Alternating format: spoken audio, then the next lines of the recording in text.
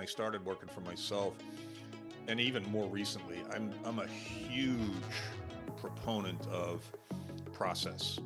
And if the process works, if it's something you can do relatively quickly, something you can look forward to doing consistently every day, something that it has a simplicity to it that doesn't make it burdensome, and it supports whatever your goal is. And for most of us that run our own companies, that one of those goals is revenue, right? And you could take revenue, you could take profit.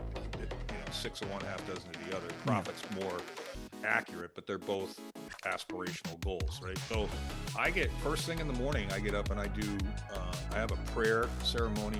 I'm a Catholic, and I went to Notre Dame, and they send me an email every morning about whatever gospel is being read at Mass that day, and I read that with my girlfriend in person or on FaceTime. That starts me off. Then we do some breath work, Wim Hof breathing, if you know who Wim Hof is, and if you don't, you should look him up when we're done. And that's a 15-minute exercise that vibrates. I get my face in the sun, I drink some water, and I open up my journal, and my journaling is the point of your question, and that's where all of my processes and systems sit. The exercise of filling out that page in my journal takes me about 10 minutes. And so by the time the sun rises, I'm ready to go.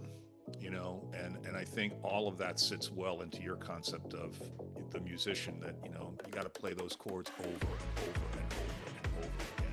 Wow. It's an oversimplification, but that's the way that works. Well, okay, so for me, with journaling, we'll take that as an example.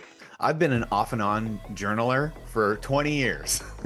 I'll be very, very good at it for a while and then just sort of forget about it. I don't even understand how that happens. I'm wondering, how do you stay consistent? Are you also off and on? I was for a long time. And then I bumped into a guy that had a structure that resonated with me. It had a spiritual bent to it, which resonated with me.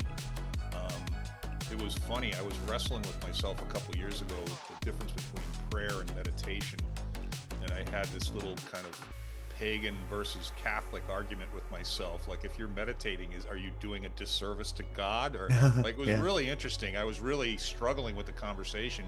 So I just got rid of the meditation and stayed with the prayer. That was part of it. And so that makes me feel an obligation because God's involved. I gotta show up for God this morning. So that might be a large part of it. But sometimes we're just ready for things that we weren't ready for 2 years ago or 5 years ago.